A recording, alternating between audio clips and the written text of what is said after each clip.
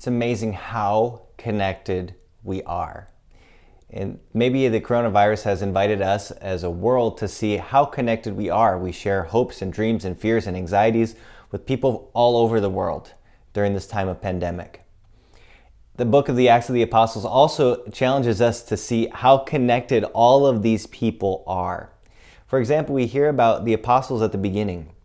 Peter and the apostles who realize after the resurrection and after Pentecost, they can't do this alone. They need people to assist them in their ministry. So they choose 7 men, among them Stephen, as the first deacons to help them in this ministry. Stephen will then give his life for the faith. Meanwhile, people put their cloaks down at the feet of this guy named Saul. Saul will undergo a conversion we hear about today in our first reading. And Saul's conversion to Paul, when Paul continues that mission out into the world, will encounter the figure of Luke, who will write this all down, what we hear today.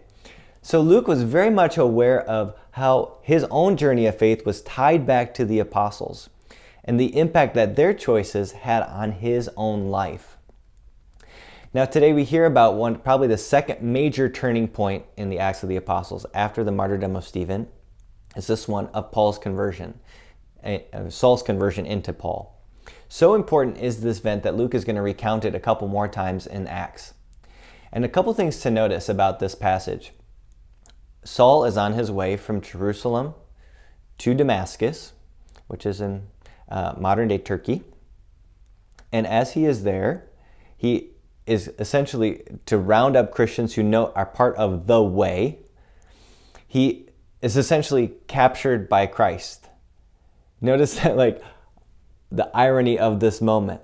Here he is to round up people who belong to the way of following Christ, and instead he is himself knocked off his feet, is captured, is brought into this tremendous relationship of love.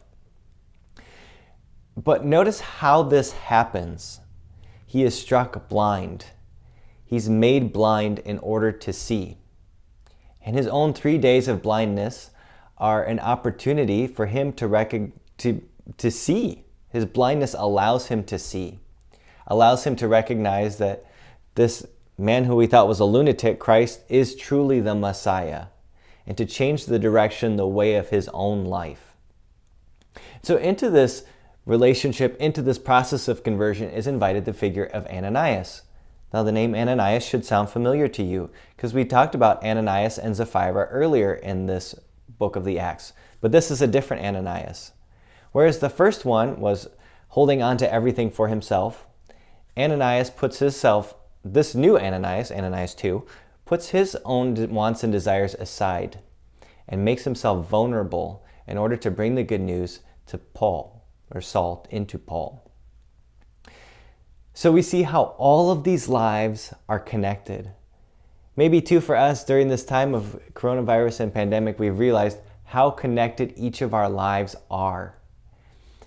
And maybe it's an opportunity for us on this feast of St. Joe the Worker to give praise to God for those who have made our lives possible, who have connected us and are part of our journey of faith.